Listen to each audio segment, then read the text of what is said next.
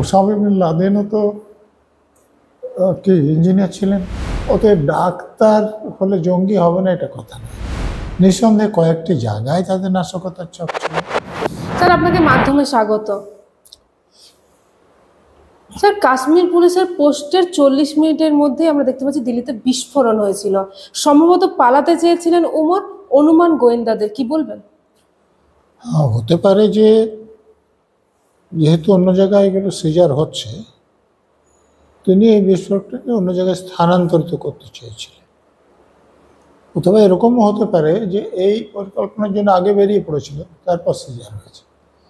কোনটা ঠিক তদন্ত শেষ হলে এটা পরিষ্কারভাবে জানা যাবে। তো দুটোই হতে পারে। ওটা তিনি ইচ্ছাকৃতভাবে বিস্ফোরণ ঘটিয়েছেন হতে পারে, আবার দুর্ঘটনা ঘটে বিস্ফোরণ হয়ে গেছে, সেটাও হতে পারে। চীন থেকে ডাক্তারি পাস করে আসার পর ফাস্ট ফুডের দোকান চালাতেন চিকিৎসক আহমেদ মহিউদ্দিন, যিনি গ্রেপ্তার হয়েছেন, কি বলবেন? দেশের বাইরে থেকে কোথাও ডাক্তারি পড়ে আসলে এখানে একটা কোয়ালিফাইং পরীক্ষা পাস করতে পারলে তবে সে ডাক্তারি করতে পায়। তো তিনি সেটা পাস করেছেন কিনা আমি জানি না। তো যদি না করেন তাহলে অন্য কিছু করতে হবে, সে ডাক্তারি তো করতে পারবে না। তো তার ক্ষেত্রে কী হয়েছে সেটা আমার জানা নেই। কিন্তু এমবিবিএস পাস করেছে, দেশে যদি করে থাকতো তাহলে সে প্র্যাকটিস করতে পারত। কিন্তু চীন থেকে করে আসলে এখানে তাকে একটা পরীক্ষা পাস করতে হয়। সেই পরীক্ষায় যদি পাস না করে তাহলে সে প্র্যাকটিস করতে পারবে না, রেজিস্ট্রেশনই পাবে না। এবং সেই সঙ্গে আমরা দেখছি তার সঙ্গে তিনি রাইসিন তৈরির চেষ্টা চালাতেন।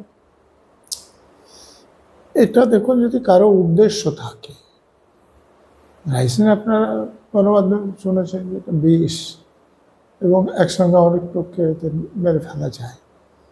তো কারো যদি পরিকল্পনা থাকে তো বাজার থেকে বিষ না কিনে এটা তৈরি করতে চাইতে পারে। সত্যিই কি ছিল সেটা তদন্ত হচ্ছে, এটা জানা যাবে। স্যার আমরা দেখতে পাচ্ছি বোমার ফ্যাক্টরি তৈরি হয়ে গেছে ফরিদাবাদে, টন টন বিস্ফোরকের হদিশ পাওয়া গেল একজন ওই উমর মুজাহিদ্দিনদের বাড়ি, যেখানে ভাড়া বাড়ি যেগুলোতে, সেইগুলোতে, কি বলবেন? হ্যাঁ, সেটাই আশ্চর্যের ব্যাপার যে বিস্ফোরক তৈরিতে যা লাগে অ্যামোনিয়াম নাইট্রেট, সেগুলো বহুল পরিমাণে তারা জোগাড় করেছিলেন। তারা চাষবাস করেন, সার হিসেবে ব্যবহার করার জন্য জোগাড় করেছেন, এরকম কিছু জানা যাচ্ছে না। অতএব তাহলে একটাই থাকে যে এটা বিস্ফোরক তৈরির জন্য ব্যবহার করবে। তো তাদের যে উদ্দেশ্যটা ছিল সেটা পুলিশের লোকেরা তদন্ত করবেন এবং সে কারণটা জানা গেলে কেন এতটা জোগাড় করেছিল সেটা পরিষ্কার হবে।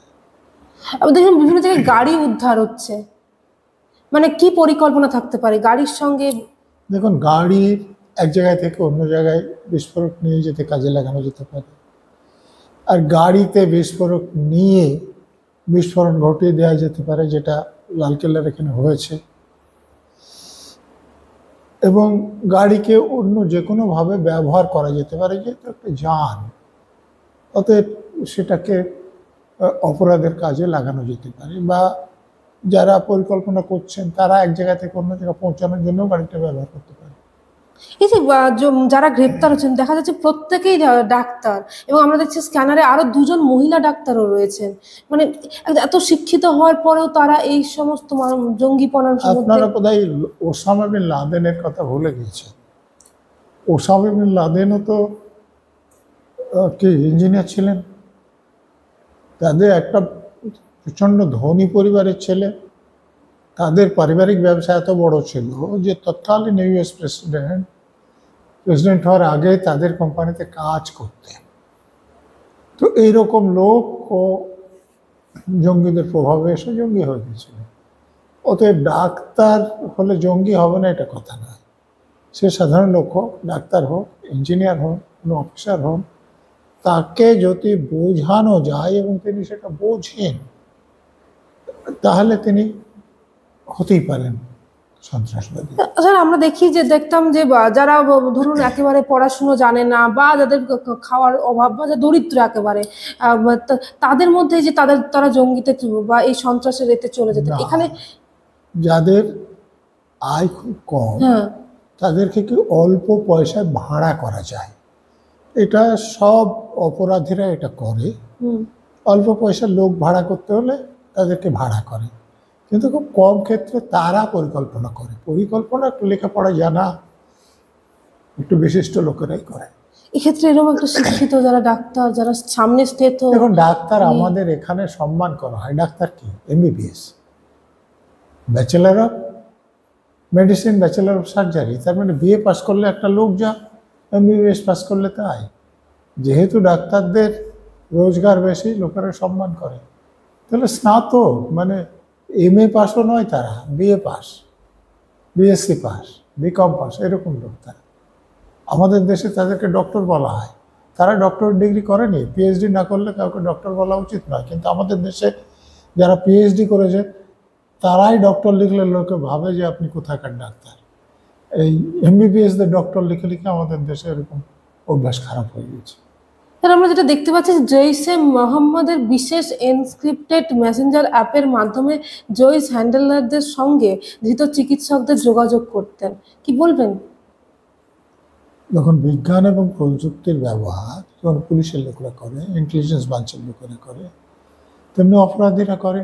এই যারা সন্ত্রাসবাদী আছে তারাও করে।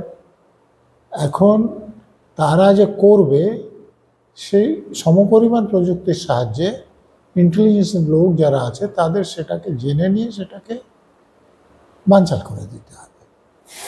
আমরা দেখছি যে আল ফালাহ বিশ্ববিদ্যালয়, মানে এখানকার যে চিকিৎসক তারা ধরা পড়ছে, মানে এই বিষয়টা কি বলবেন? একটা প্রতিষ্ঠান, তার এতজন চিকিৎসক যারা যুক্ত হয়ে যাচ্ছে জঙ্গি বা নাশকতার সঙ্গে। আপনারা দেখুন, আমাদের RG করে খোদ প্রিন্সিপাল এবং আরও কিছু প্রফেসর বা অ্যাসিস্ট্যান্ট প্রফেসর বা সেখানকার স্টাফ দুর্নীতির সঙ্গে যুক্ত ছিলেন। তার মানে এই নয় যে RG কর মেডিকেল কলেজ এটাকে উৎসাহ দিয়েছে। যে পদে যারা ছিলেন তারা অপরাধ করেছেন, তেমনি এই যাদেরকে ধরা হয়েছে যদি দেখা যায় যে বিশ্ববিদ্যালয় তাদেরকে কোনো রকমের এসব কাজে সাহায্য করেছে, তখন বিশ্ববিদ্যালয়কে দোষ দেওয়া যাবে। তার আগে বিশ্ববিদ্যালয়কে দোষ দেওয়া ঠিক হবে না। আমরা দেখতে পাচ্ছি ইস্তাম্বুল, ঢাকা থেকে আসতো ফান্ডিং, মানে স্ক্যানারে ঢাকা থেকে পাস করার জন্য কাশ্মীরের দুজন মহিলা ডাক্তারও রয়েছে। এখন যারা সন্ত্রাসবাদী তারা তো যেখান থেকে তাদের কাজ করতে সুবিধা হবে সেখান থেকেই করবে। আমাদের যারা ইন্টেলিজেন্স আছে তাদেরকে এই খবরটা জোগাড় করতে হবে এবং তাদের যে চাল সেটাকে বানচাল করতে হবে। আগেও দেখেছি আমরা কয়েক কেজি বা টন বিস্ফোরক উদ্ধার, আবার বিস্ফোরক উদ্ধার হচ্ছে। এক্ষেত্রে কি বিশাল বড় কিছু করার পরিকল্পনা ছিল? এত বেশি পরিমাণ যখন বিস্ফোরক তারা জোগাড় করেছে, নিঃসন্দেহে কয়েকটি জায়গায় তাদের নাশকতার ছক ছিল, অথবা একটা জায়গায় খুব বড় পরিমাণে কোনো নাশকতার ছক ছিল। এর বাইরে তো কোনো কথা হয় না। তাহলে এই দিল্লিটার বিস্ফোরণ, এটা কি কি কি মনে হচ্ছে?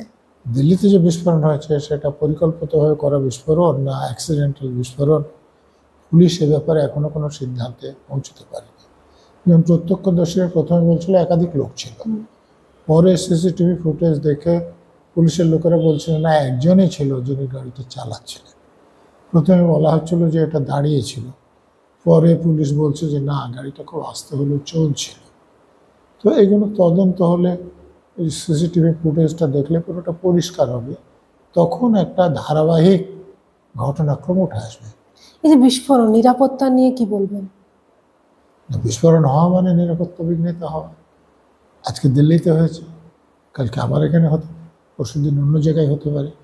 এটা যাতে না হয় আমাদের ইন্টেলিজেন্স উইংকে, আমাদের পুলিশকে সে ব্যাপারে আরও সচেতন হতে হবে। আপনাকে শেষ প্রশ্ন করছি, আমরা দেখতে পাচ্ছি এক্ষেত্রে যতজন গ্রেপ্তার হলেন বা যারাই জড়িত রয়েছে বা যে একেবারে মারাও গেলেন যে জঙ্গি, সেক্ষেত্রে আমরা দেখতে পাচ্ছি যে প্রত্যেকের সংখ্যালঘু সম্প্রদায়, মানে এক্ষেত্রে ঠিক কেন? সংখ্যালঘু না, মুসলমান সম্প্রদায়, খ্রিস্টানরাও সংখ্যালঘু, এখানে শিখরাও সংখ্যালঘু, বুদ্ধিস্ট জৈনিরাও সংখ্যালঘু। সেটা হচ্ছে যখন কোনো ধর্মীয় সন্ত্রাসবাদীরা কাজ করে সেখানে অন্য ধর্মের লোক প্রায় থাকে না। মানে যে সংখ্যালঘু যারা কাজ করছে সন্ত্রাসবাদী, তাদের যে কমন পরিচয়টা কি? যদি আপনি LTTর কথা আপনারা পড়েছেন, সেখানে কি তামিল হতে হবে তাকে, সে হিন্দু হতে পারে, খ্রিস্টান হতে পারে। যেমন প্যালেস্টাইন লিবারেশন অর্গানাইজেশন, সেখানে অমুসলিমও আছে, কিন্তু হামাস, তাদের মধ্যে আপনি অমুসলিম লোক পাবেন না। আবার যে আইরিশ রিপাবলিকান আর্মি, তো সেখানে আইরিশ হতে হবে। অধিকাংশ লোক খ্রিস্টান, কিন্তু অন্য ধর্মের লোক সেখানে থাকতে পারে। তো এটা আপনারা যে সন্ত্রাসবাদী সংগঠনের নাম বলছেন, এটা মুসলমান ধর্মের সাম্প্রদায়িক সংগঠন। তো সেখানে একজন হিন্দু বা একজন খ্রিস্টান কি করতে যাবে? আমরা জানি যে জঙ্গি বা নাশকতা যারা করেন তাদের কোনো ধর্ম হয় না, কিন্তু এক্ষেত্রে বারবার না না না, এটা একদমই ঠিক না। যদি এই সন্ত্রাসবাদী সংগঠনটা ধর্মীয় ভাবাবেগ থেকে কাজ করে, তাহলে তাদের ধর্ম হয় না এটা বলা যাবে না। যদি কোনো সংগঠন কোনো ভাষা নিয়ে আন্দোলন করে বা কোনো জাতিসত্তা নিয়ে আন্দোলন করে, তখন আপনি বলতে পারেন। কিন্তু যারা ধর্ম নিয়েই করছে তাদের ক্ষেত্রে কথা বলতে পারেন। দিল্লিতে এভাবে বিস্ফোরণ হওয়ার পরে পশ্চিমবঙ্গ একেবারে সীমান্তবর্তী রাজ্য, সেক্ষেত্রে পাশেই বাংলাদেশ, কি মনে হয় পশ্চিমবঙ্গের নিরাপত্তা বা পশ্চিমবঙ্গের দু অবস্থা? তিনটে কারণে এখানে অবস্থাটা আরো বেশ খারাপ। দেখবেন কদিন আগে আমাদের রাজ্যের এক মন্ত্রী অন ক্যামেরা বলেছেন যে বাংলাদেশের এখানে আসে, থাকেন, আবার চলে যান, কারণ বাংলাদেশের এখানে আছে। দ্বিতীয়, খাগড়াগড়ে বিস্ফোরণ হয়েছিল, এনআইএ তদন্ত করলে কারা করেছিল, কি বিস্ফোরণ ছিল আমরা জানি, কিন্তু আমাদের রাজ্যের শাসক দল প্রথমে বলার চেষ্টা করছিল একটা সিলিন্ডার ব্লাস্ট। তারপরে ভোগটুয়ের ঘটনা দেখুন, মনে আছে যে শাসক দলের নেতা সেখানে গেলেনই না, তদন্ত কিছু হয়নি, তিনি বলে দিলেন যে টিভি ব্লাস্ট করা হয়েছে। তো এইরকম করে একটা সন্ত্রাসবাদী কোনো বিস্ফোরণ, তাকে যদি ধামা চাপা দেওয়ার চেষ্টা হয়, তাহলে তাতে সন্ত্রাসবাদীদের সুবিধা হয়। যদি বাইরে থেকে কোনো লোক এসে এখানে থাকতে পারে নিরাপদে, তাহলে সন্ত্রাসবাদীদের সুবিধা হয়। আমরা বিভিন্ন সময় দেখেছি যে বাইরের থেকে, বাইরের রাজ্যের পুলিশ এসে এখান থেকে জঙ্গিকে গ্রেপ্তার করছে। সেটা যদি সেখানে অপরাধ করে, তাহলে তারা খবর পেয়ে গ্রেপ্তার করে নিয়ে যাওয়া, এটা কিছু অস্বাভাবিক না। এখানকার পুলিশও বাইরে গিয়ে বাইরে থেকে গ্রেপ্তার করে নিয়ে আসে। কিন্তু যদি এইরকম হয় যে এখানে লোকজন কেউ কিছু বলে না, এখানে যে কোনো অপরাধ এসে থাকতে পারে, সেটা খারাপ ঘটনা। Goa's transformation is more than just development. It's about progress and a brighter future for all. Bridges that unite aspirations, highways that bring communities closer, world-class airports welcoming opportunities. From modern infrastructure to seamless connectivity, Goa is on the fast track to grow. Under the decisive leadership of Prime Minister Narendra Modi and Chief Minister Dr. Pramod Sawant, the double-engine Sarkar is driving Goa towards Vikasit Bharat 2047, a future of prosperity, innovation and limitless possibilities.